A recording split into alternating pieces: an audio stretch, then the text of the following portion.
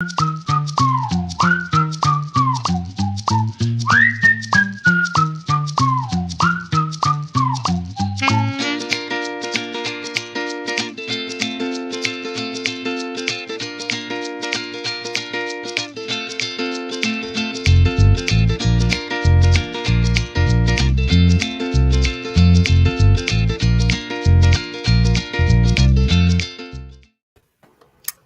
that was my jam. I was jamming to that. Hi. Doing all that dancing talk earlier. I do. Moving. Just a tiny bit. Hi, Nadine.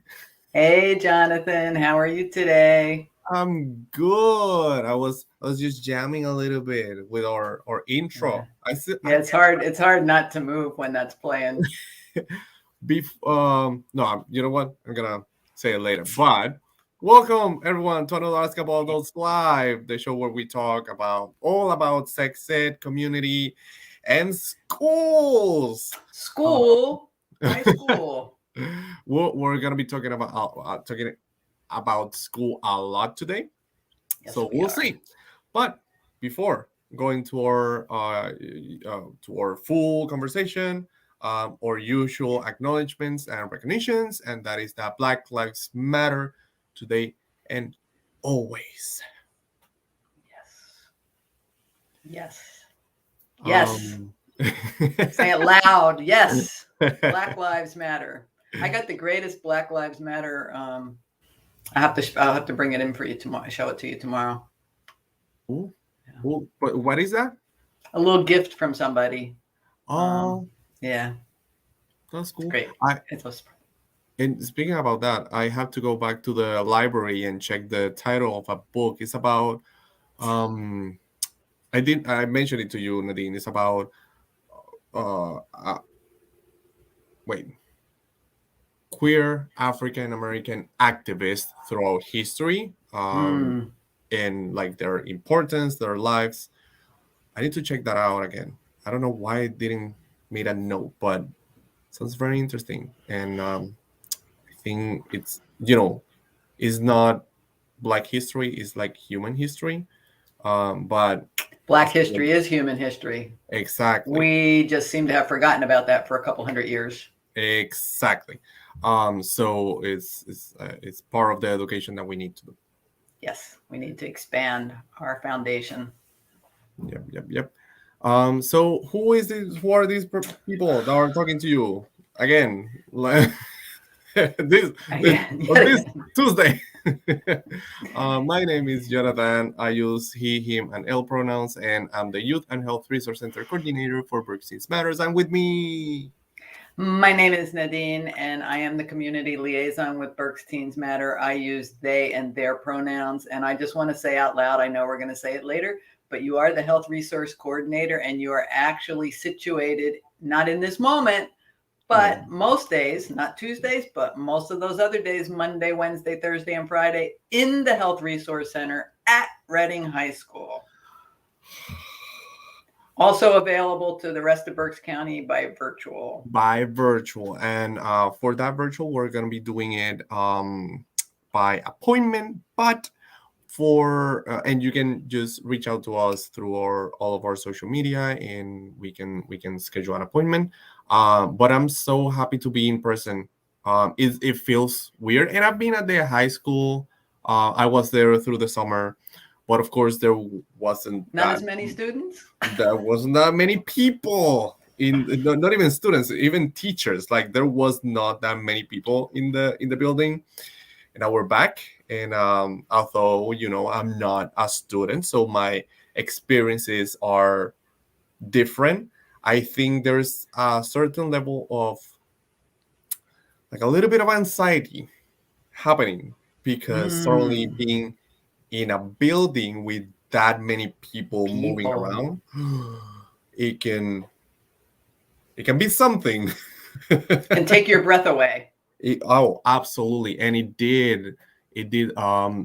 Yesterday I was there, and just I think I was going up through, it wasn't Spring Street, but it was one of the streets that get you right to the high school.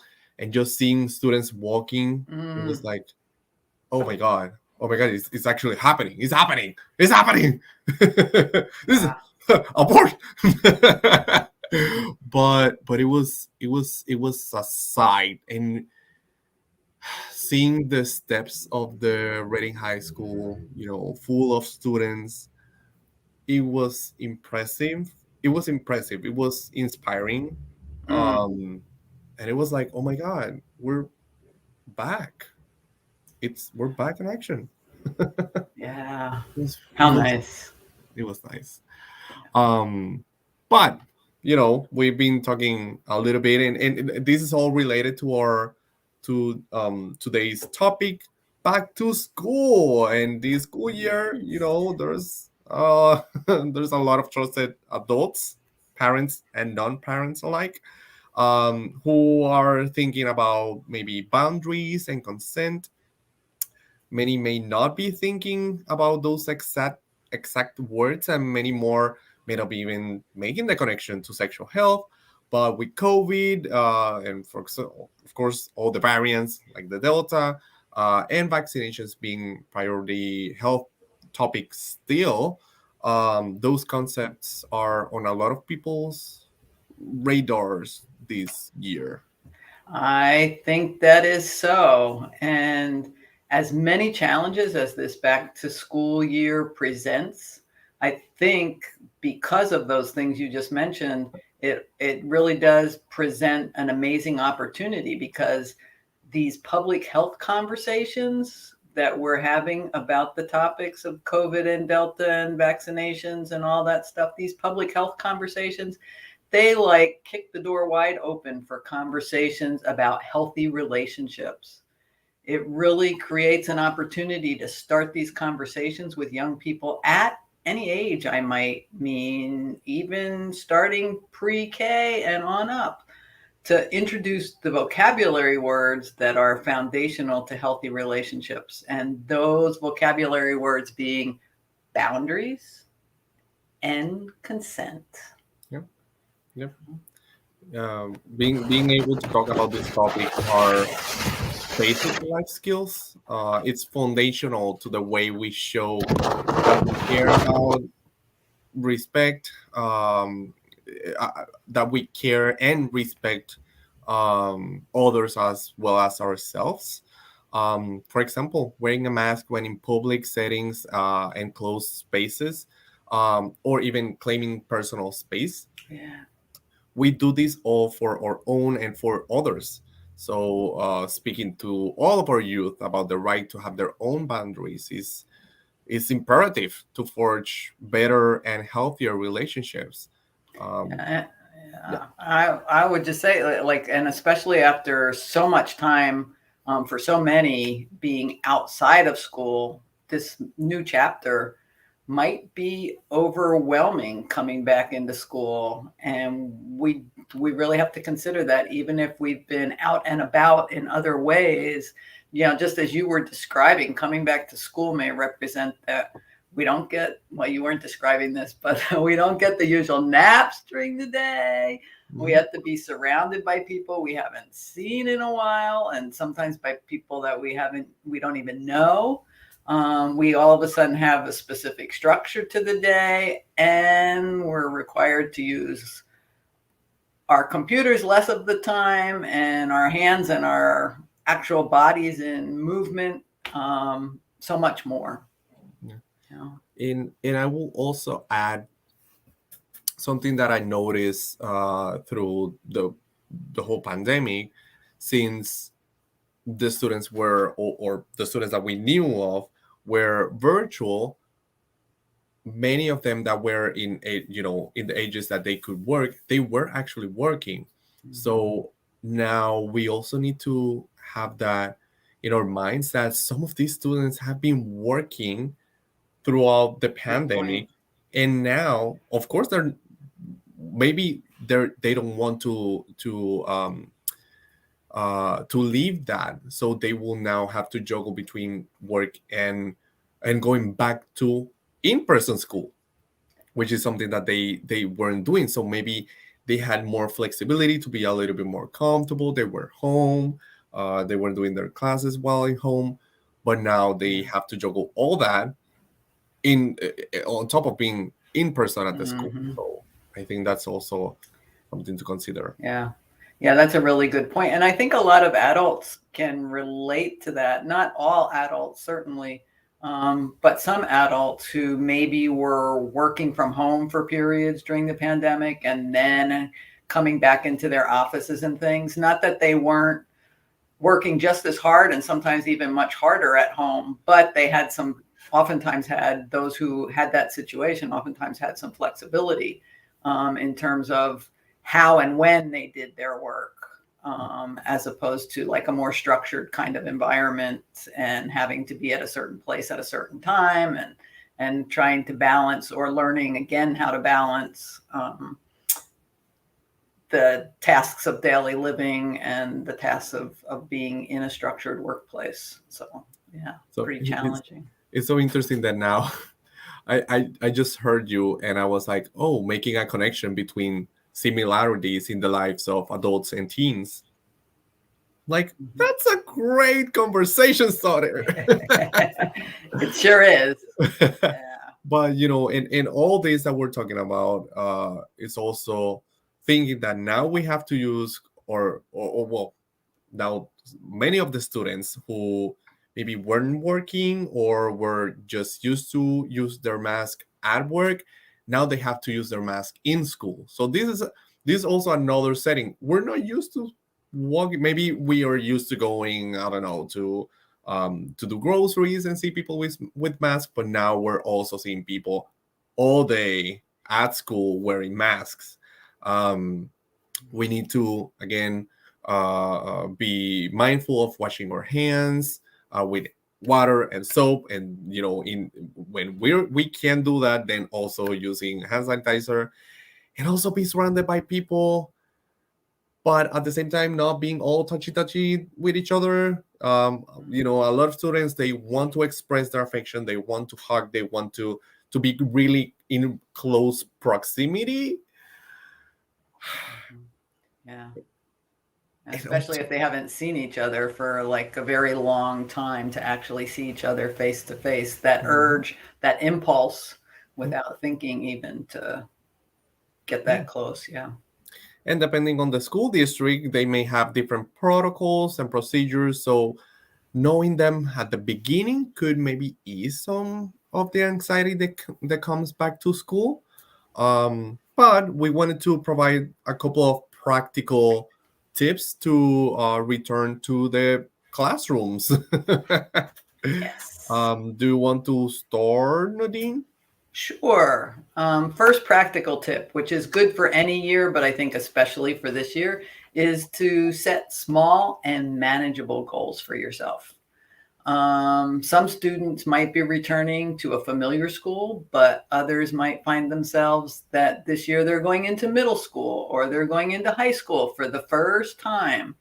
So know that you can, give yourself permission to take your time, to get your bearings, to learn your schedule, meet your teachers, and kind of learn those routes, trace those routes where you can go from class to class, because that can be a little overwhelming, Yep.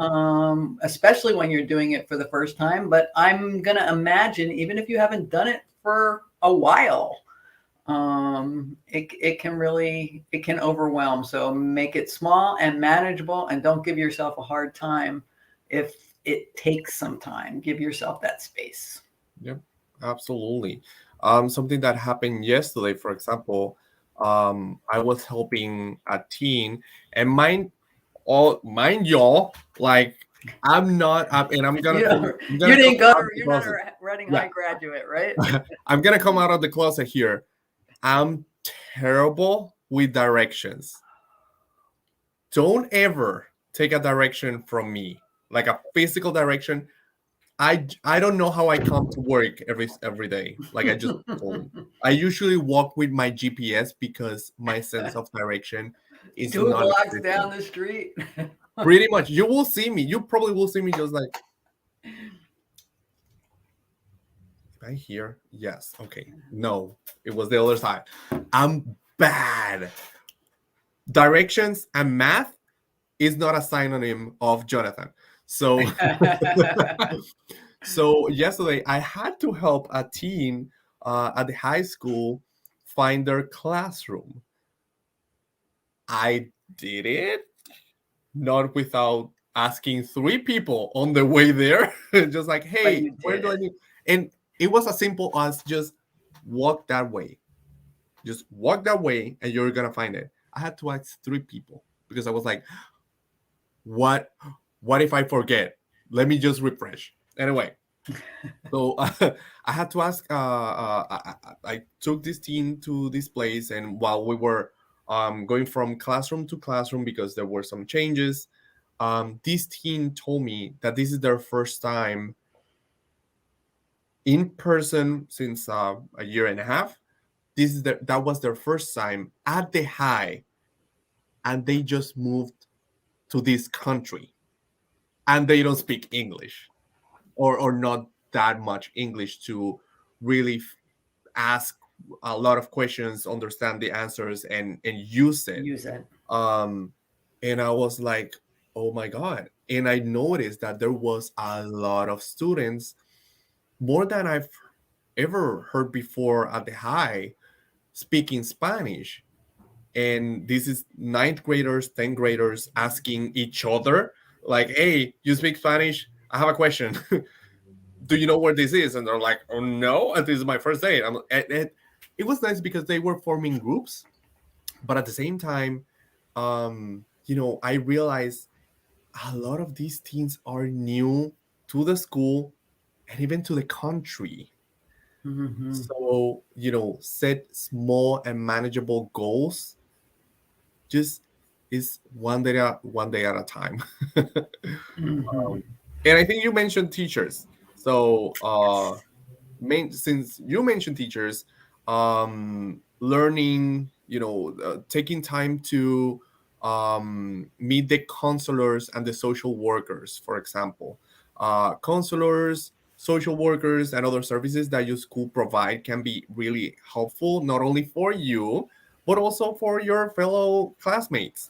You may be surprised to learn that,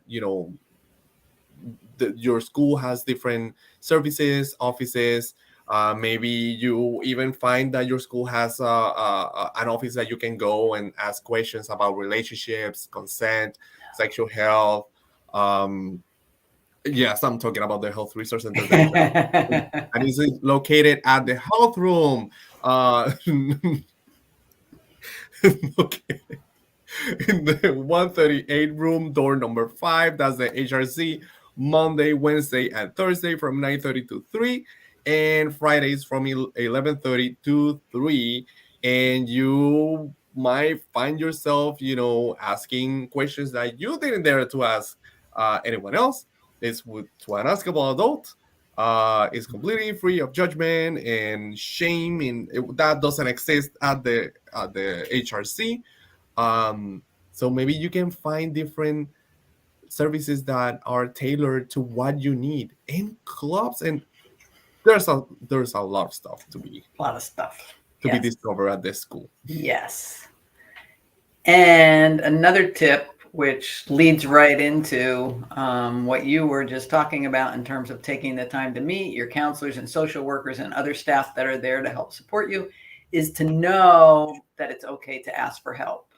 And I just have to say, not only is that a good tip, and not only does that mesh nicely with tip number 2, but the story that you shared about the student that you helped find his class yesterday, not only was that a good story, a meaningful story that helps us understand what young people might be going through, but also you set a great example of that it's okay to ask for help. You made it okay for that student to ask for help because you willingly helped, but also you asked for help along the way. And that demonstrates that school staff is really there to help and support the students in the middle of all this chaos. And many of the schools, they can be tricky to navigate because of the size or because of the newness to being there. It's going to take time to get used to it, to get comfortable, to be oriented. And that can be hard during that phase. You're going to get there, step by step and day by day. You're going to get there. And a few months from now, people are going to look back and go, oh, this is just like so normal. And so like I can do this with my eyes closed almost.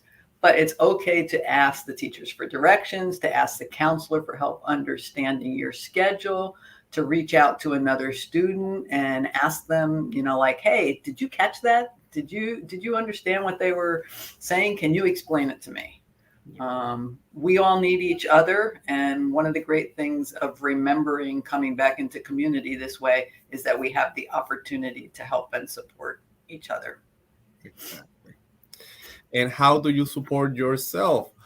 You read your emails. This might be weird, but yeah, students and parents and adults in general, please read your emails.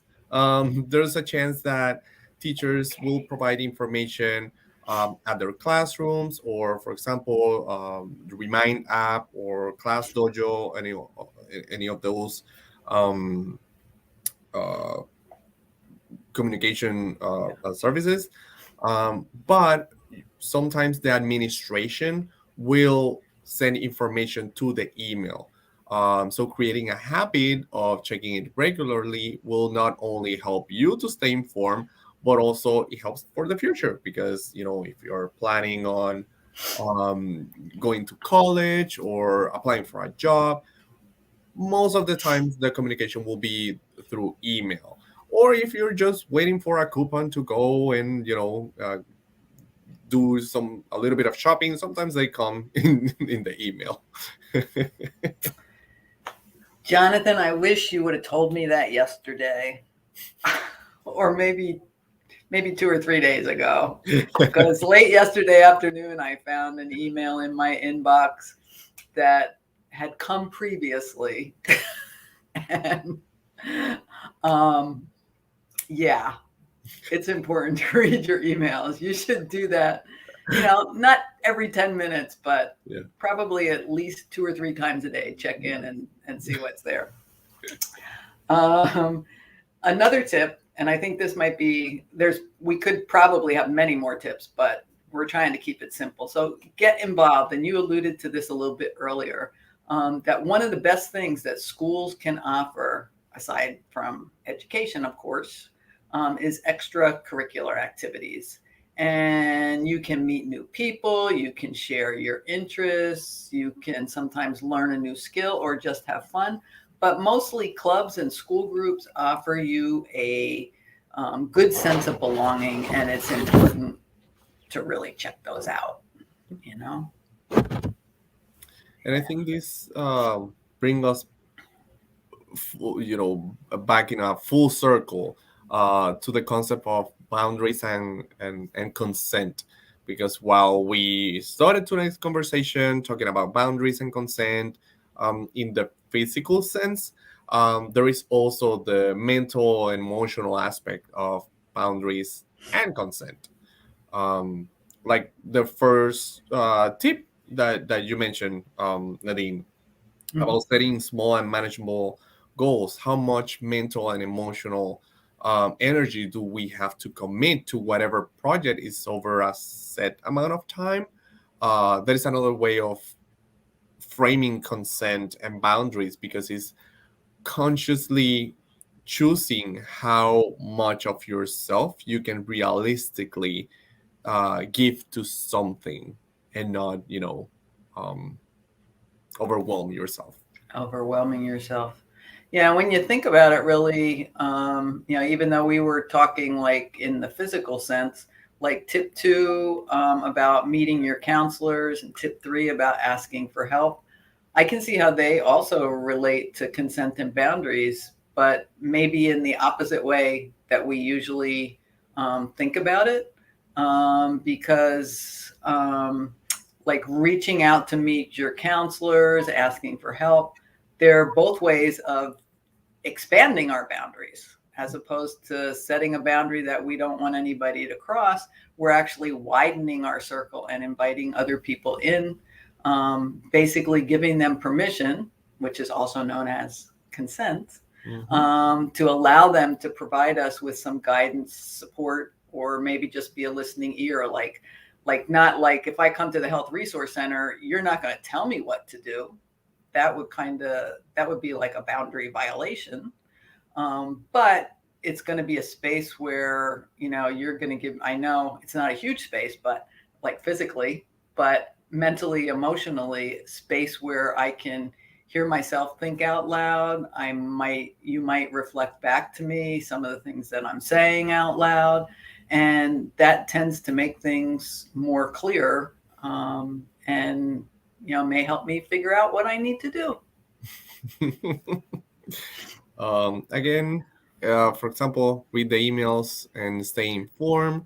Um, it also reminds me of consent should be informed, fully informed. We cannot consent to anything that we don't have all the information. So read your emails and find the consent inside of it. Yeah, there you go. Yes, exactly. Yeah. And I guess the final tip 5, get involved. I mean, you said really well that extracurricular activities are one of the best things that a school has to offer, aside from education, of course. But I'm going to make a case that I think that extracurricular activities, that's a hard word to say, extracurricular activities actually are an important part of education, because they might not always be what we consider academic education, and they might not be what we're going to be tested on. But in addition to whatever topic of interest, we learn a lot about ourselves. We learn a lot about our peers, the leaders of whatever those groups may be. So it's really a lot of learning and education, through those experiences about human relationship. And through that, we come to understand how much we want to let others into our lives, where we might need to draw the line. And that just, at the end, brings us all back to boundaries and consent. Everywhere, all the time, it's always happening. And the more familiar and comfortable we get with recognizing that, it becomes just a normal part of our everyday lives. And it's that sense of community, of belonging. And I think it's Mm-hmm. so important in high school and middle school, in elementary school, just feeling that you belong not only to the community but also to in a place that you're gonna be spending a lot of time, because we spend a lot of Right, time in high school, right, in right. school in general. Yep. Um, Finding that And sense of belonging, finding yeah, that safe space to space. be, to just share, to practice, whether it's a sport, whether it's video games, whether it's art, whether it's language. You're choosing to do stuff inside of the school aside of going to classes, and maybe you get the chance to apply what you learn in the classroom but in the club. And that is so beautiful. And sometimes some clubs may help you build a resume. Others may give you an emotional connection to other people. With whatever is the case, Yeah. if it's there's gonna be something for everyone. And And many may do both. Like you exactly. might learn something new, you might develop a skill, but at the same time, building connection with other people. And like you say, the sense of community and belonging, especially if you're in a school with, a couple hundred or a few thousand fellow students, being involved in some of these smaller groups is the way that you make deeper connections with people, and you can build relationships that last for a lifetime. Exactly. in not only with the students but with the teacher, with the staff. S- School in general could, being full of people, a lot of people may feel very alone. So knowing that there are groups or there are just individuals that can provide that emotional connection with you, that's priceless. Yeah. And I Yep. still are in contact with um, some folks that I met in my middle school, in high school, that were staff, not even well, students too, but Mhm. staff that I still have them in my social media, that we communicate, that we have a constant, communication, Yeah. because they were there in a very meaningful time in my life. So that's what we aspire to do. Yes. So I don't know. I felt that this turned really emotional all of a sudden. Well, it is, when you talk about belonging, which is like so important. And I think that part of what we want to do in our community is assure people and create the atmosphere and continue to develop and strengthen that as a community, everybody belongs, everybody has a place, everybody has something to offer, and we want to help each other figure out what that is, so everybody can offer their best so that everybody can thrive. And with that, everyone, we'll see you all next week. Next week, the Woo! 7th, The special 7th day. is a What special. happens on the 7th? Are we allowed to say that? I think we can say it out loud. I don't know if we can get that individual to make even a momentary guest appearance. Who Because knows? appearance. Well, we may meeting our new project manager. Project manager. Dun, dun, dun, dun. Yeah. So we'll see. You know, BTM always moving forward. So we'll see. Yes. We'll see. Bye, everyone. Bye Take bye. care.